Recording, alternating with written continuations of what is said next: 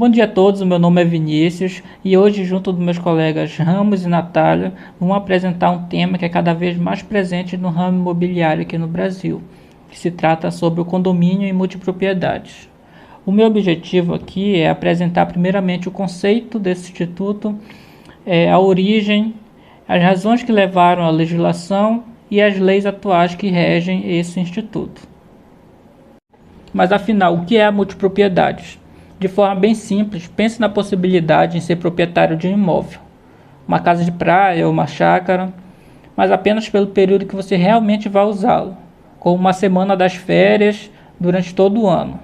É exatamente isso que a multipropriedade permite, que várias pessoas são donas de um mesmo imóvel, mas cada uma tem um direito exclusivo de usá-lo por um período determinado. Ao invés de comprar o imóvel inteiro, você compra o direito de usá-lo por uma fração de tempo. É uma forma de compartilhar propriedades e dividir os custos. A ideia de multipropriedade não é tão recente. Ela surge na Europa por volta da década de 1960, num contexto pós-Segunda Guerra. As pessoas queriam ter acesso a um local de férias, mas nem sempre tinham as condições de manter uma casa sozinha. Então surge o Instituto da Multipropriedade, que apareceu como uma solução inteligente para esse interesse na casa de férias, dividindo assim os custos e o tempo de uso. No Brasil, o conceito começou a ganhar força nos anos 80, principalmente em destinos turísticos. No entanto, por muito tempo, não tivemos uma lei específica que regulamentasse essa forma de propriedade. O que existiam na época eram arranjos contratuais, que muitas vezes eram chamados de time sharing, que numa tradução livre significa compartilhamento de tempo.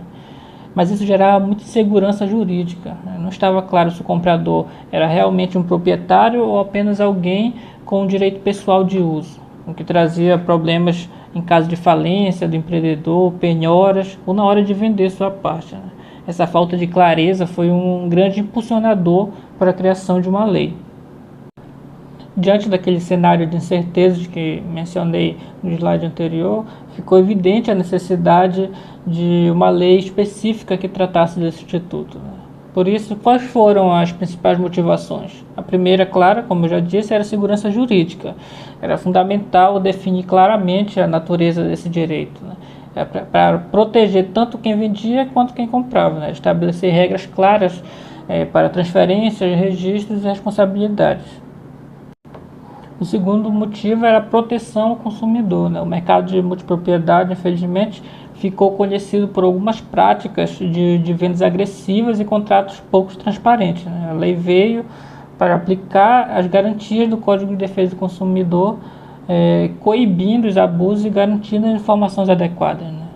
Por terceiro, a última motivação, não menos importante, era o fomento ao turismo e ao mercado imobiliário. Ao trazer segurança e regras claras, a lei tornou um modelo atraente para investidores, tanto para empreendedores quanto compradores, impulsionando assim principalmente o setor hoteleiro de lazer, que gerava emprego e desenvolvimento regional para quem praticava esse tipo de condomínio. E a resposta a essas motivações veio com a Lei 13.777 de 2018. Essa lei é o grande marco legal da multipropriedade no Brasil. Qual a sua importância fundamental? Primeiro, ela inseriu formalmente a multipropriedade dentro do nosso Código Civil, criando assim um capítulo específico para ela, lá nos artigos 1358b até o 1358u. Isso deu um status legal definitivo ao Instituto.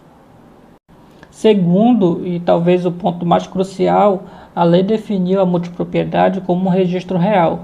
Isso significa que o comprador não tem apenas um contrato de uso, ele é efetivamente proprietário daquela fração de tempo, com todas as garantias que o direito real oferece, como o direito de sequela e a oponibilidade contra todos. Para concretizar isso, a Lei de Multipropriedades alterou a Lei de Registro Públicos, que determinou a criação de uma matrícula individualizada para cada fração de tempo no cartório de imóveis. Ou seja, cada semana ou período tem seu próprio registro, como se fosse um mini imóvel, facilitando a venda, a doação, a herança e até mesmo a utilização em garantias. Além disso, a lei estabeleceu regras gerais sobre como Institui a multipropriedade, como deve ser a convenção, os direitos e deveres básicos e as normas gerais da administração. Esses pontos serão aprofundados pelos meus colegas mais à frente.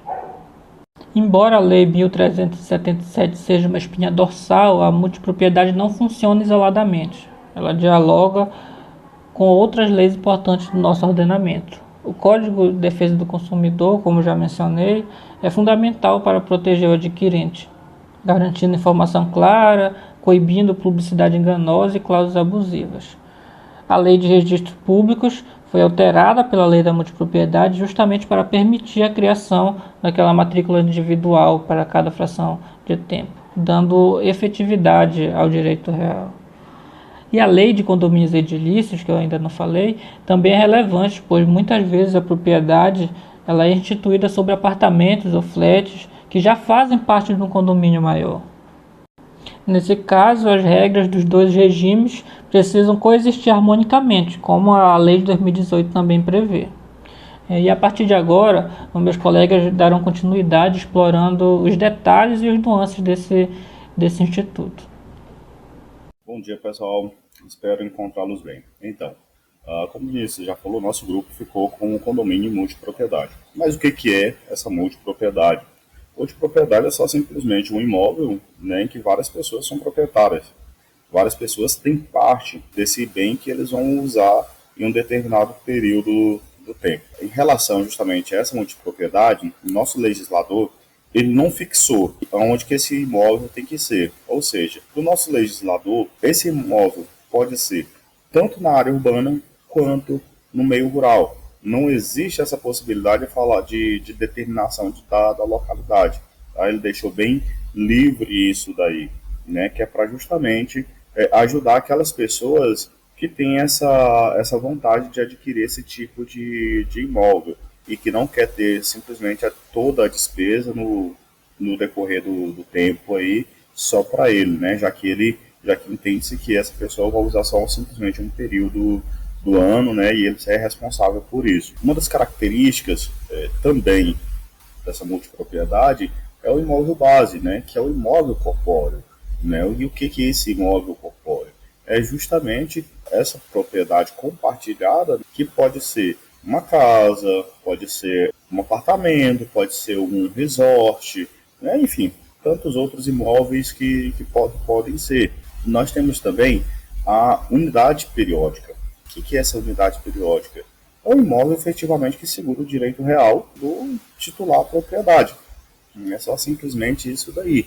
E essa unidade periódica, que é uma das partes mais interessantes dentre as características, que é justamente a fração desse imóvel, a fração de tempo desse imóvel, né, que corresponde ao proprietário, né, que se assemelha justamente ao condomínio tradicional, em que cada proprietário é justamente dono, né, de uma fração ideal, né, ou seja, ele é dono, tem uma porcentagem desse imóvel, e isso é muito bom. Nós temos também, dentro da unidade periódica, a questão da divisibilidade e indivisibilidade, né, que vai ser estudado lá com a professora Suiene, em Direito das Obrigações, ou seja, lá se aprofundarão, né, mais ainda sobre as questões da divisibilidade e indivisibilidade, e entre tantos outros temas. E o que é essa indivisibilidade dentro justamente dessa unidade periódica?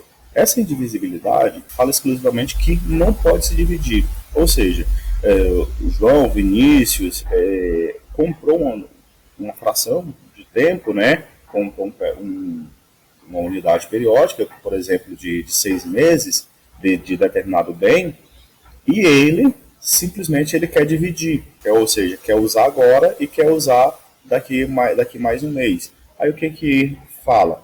Não se pode dividir. Ou seja, se você comprou 6 meses, você tem a obrigação de usar 6 meses.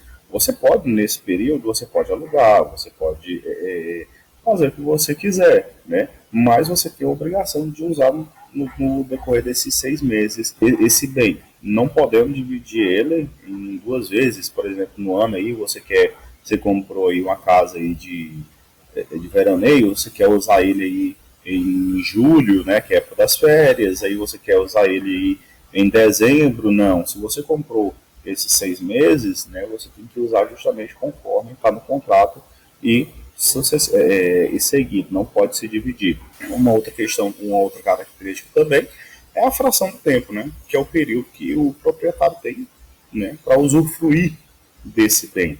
Ou seja, se ele tem aí uma fração aí de tempo aí de 15 dias, ele tem que usar justamente esse período, né, ou seja, esse tempo, 15 dias. E uma grande sacada sobre o que o nosso legislador fez é colocar o tempo mínimo.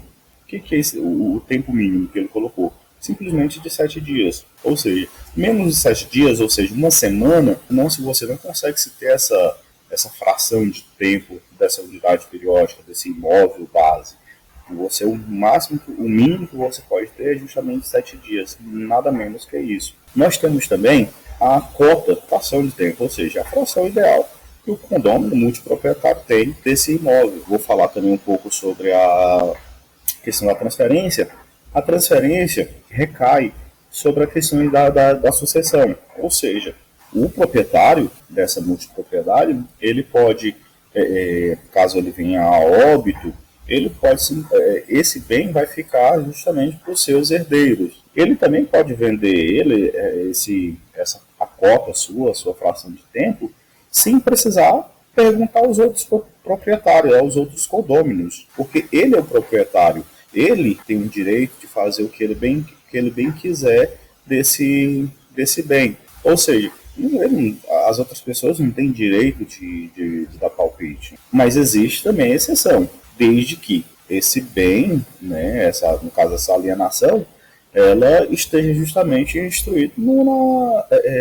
estabelecido documentalmente, né, igual, por exemplo, na convenção do condomínio multipropriedade, se tiver específico isso daí, aí já tem justamente essa proibição, né? Caso contrário, não. Temos também sobre a questão da administração da multipropriedade. Lá um detalhe que lá nos Estados Unidos, por exemplo, essa administração ela é feita por um profissional, ou seja, uma pessoa já especializada na área. E já aqui no Brasil não. Aqui no Brasil já sugere que seja uma pessoa da área da hotelaria, ou seja, sugere, não é obrigado. Nos Estados Unidos é obrigado. No Brasil, não, tá? Deixar bem claro para vocês isso daí. No artigo 1358, na linha G, fala justamente sobre as atribuições do administrador. Mas a questão da coordenação do imóvel, em relação ao tempo que cada proprietário tem desse determinado imóvel para questão de uso, falar também sobre a questão da manutenção, né, já que ele é responsável pela manutenção, pela conservação do ambiente, pela limpeza, né, já que ele é o administrador e recebe para isso, ele vai falar, ele que vai cuidar sobre as trocas ou substituição de equipamentos, da parte de instalações e da instalação elétrica, assim, enfim, ele que é responsável pela questão imobiliária, questão de comprar os móveis, né, para esse imóvel, né, então ele que é responsável por tudo isso daí, esse administrador. Também tem os direitos, né, que esses proprietários têm, né, o que é o uso? Né, é o período de tempo, né, que que o proprietário tem para ele usar esse imóvel. Geralmente, por ser uma multipropriedade, é um imóvel fixo, né, um período fixo. Tem-se também a questão da cessão, que a pessoa, como eu falei anteriormente, que vai recair naturalmente sobre a questão da sucessão, né, também nessa cessão a pessoa pode vender, ela pode doar, né, ela pode alugar, enfim, ela pode fazer o que ela quiser nesse período dela. Tem-se a obrigatoriedade, né, o direito, vamos dizer assim, da participação nas assembleias, né, da multipropriedade.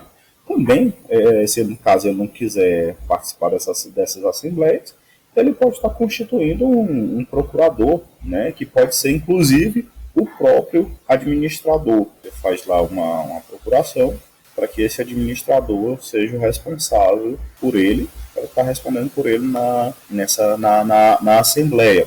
Bom, tem-se a questão dos direitos reais, que a gente está estudando aí no decorrer do tempo, da disciplina, né, que é o que é os direitos reais nesse caso.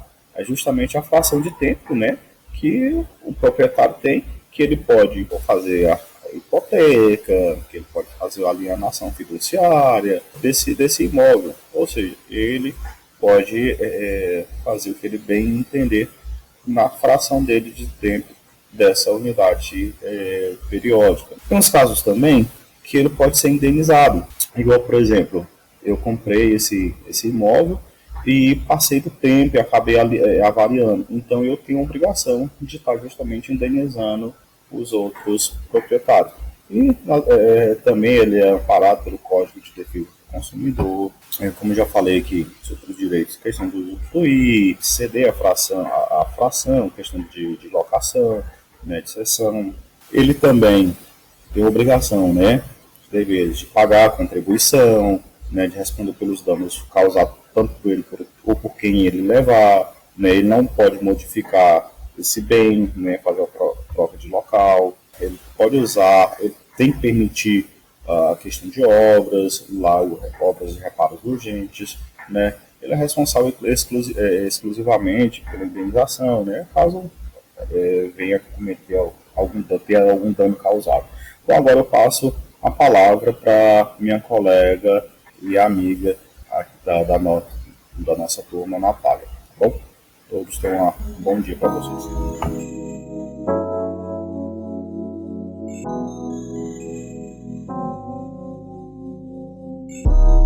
Bom, dando continuidade à apresentação, eu vou falar das modalidades, que são três as modalidades de multipropriedade.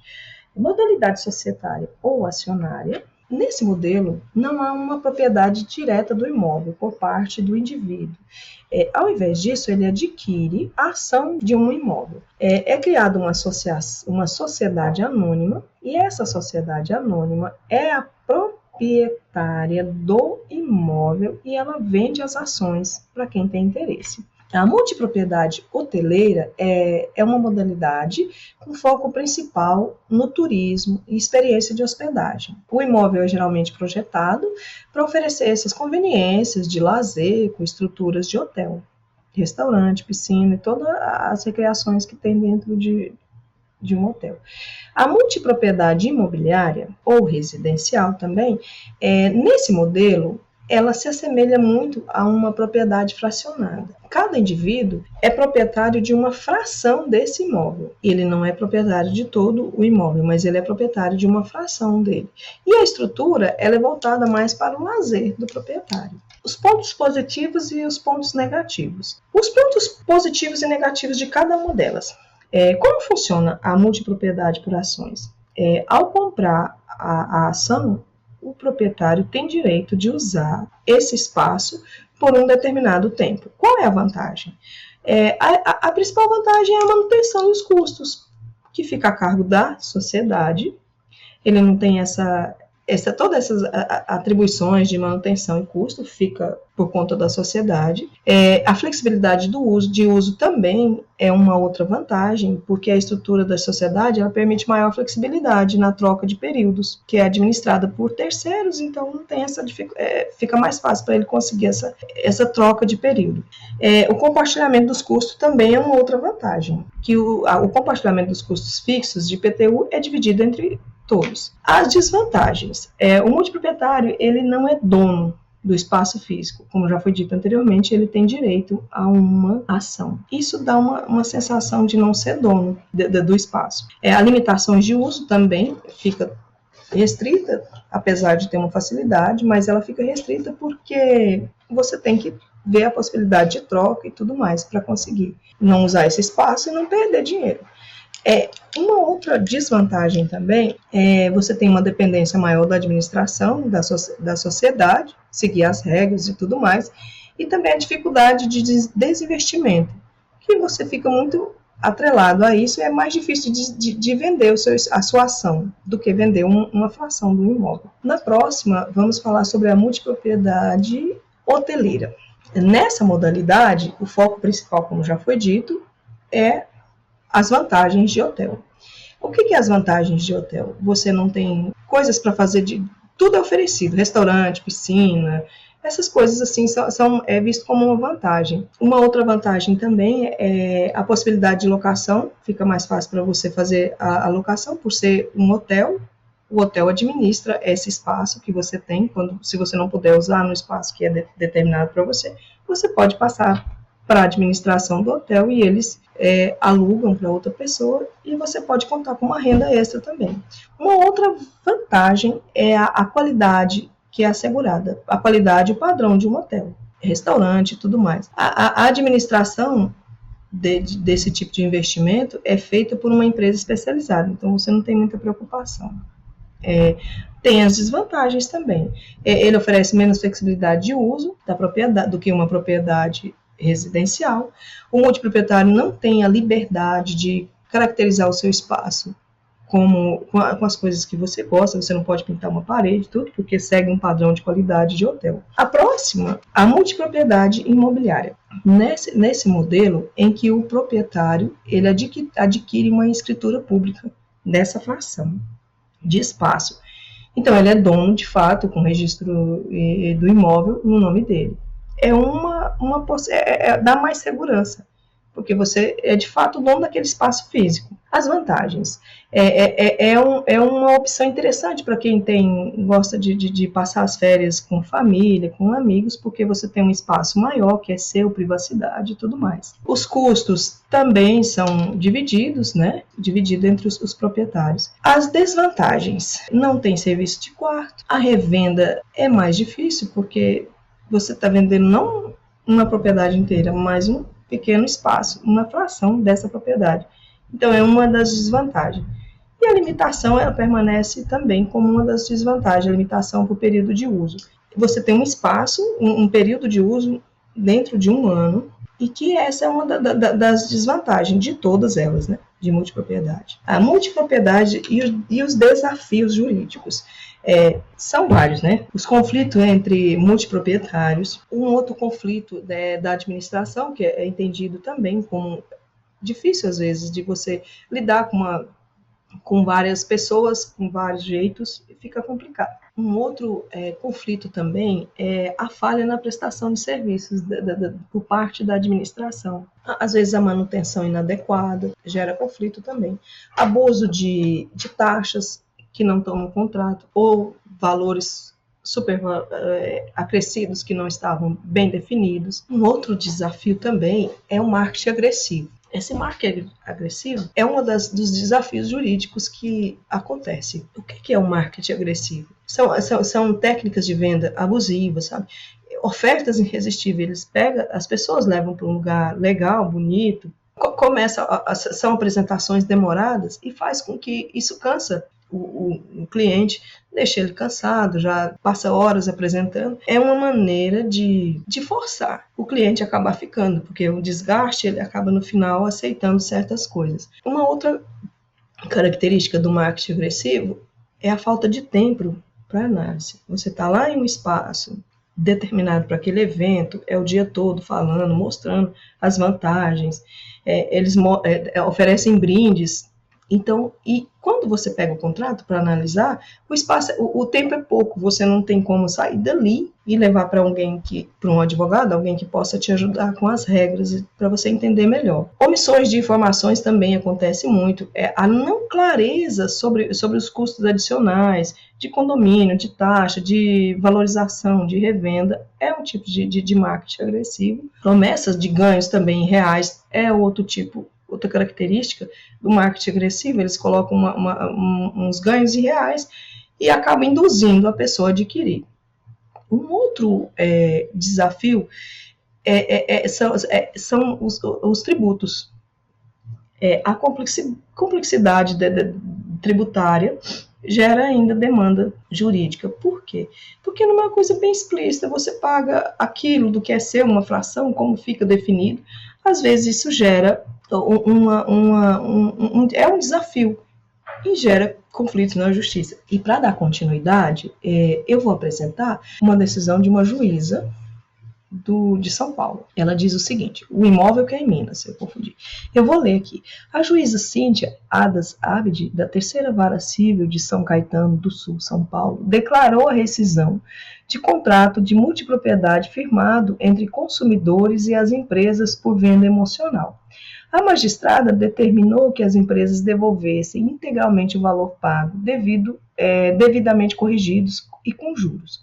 Os consumidores relataram que, durante uma viagem a Caldas Novas, Goiás, foram abordados de forma insistente por representantes das empresas, que convidaram para uma apresentação com promessa de brindes. Na ocasião, acabaram assinando contrato de compra de fração de um imóvel em regime de multipropriedade de empreendimentos de eco-resort.